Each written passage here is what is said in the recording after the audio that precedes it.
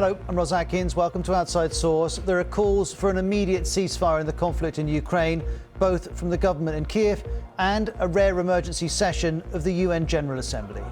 The fighting in Ukraine must stop. It's raging across the country from air, land and sea. It must stop now. After a first day of talks between Russia and Ukraine on the border with Belarus, no breakthroughs being made, but the two sides have agreed to keep talking. Dozens of people have been reported to have died as the city of Kharkiv is bombed by the Russians.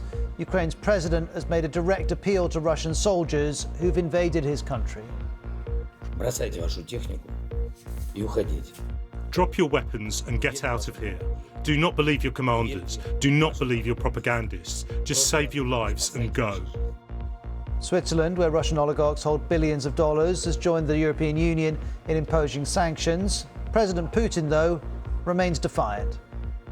The so-called Western community, as I called it in my speech, the empire of lies, is now trying to implement against our country.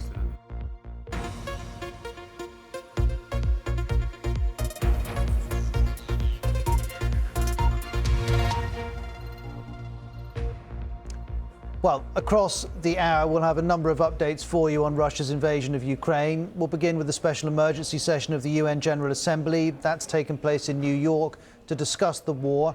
We'll bring you the latest from there. Also, Russian and Ukrainian delegates have been holding talks to try and find an end to this conflict. But first of all, let's hear the latest from the fighting, where the conflict has intensified across the country. This footage shows Russian artillery striking a shopping centre in Ukraine's northeastern city of Kharkiv on Monday morning.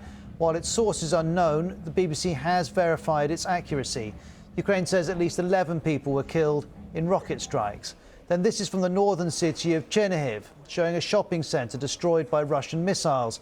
Ukrainian emergency services said Russian artillery began firing on the city at 2 a.m. on Monday and hit a kindergarten, an apartment block and a market. The lifting of a curfew in Kiev has allowed people to come up from their underground shelters for the first time in days, but basic supplies are still restricted. Here are some residents in the city.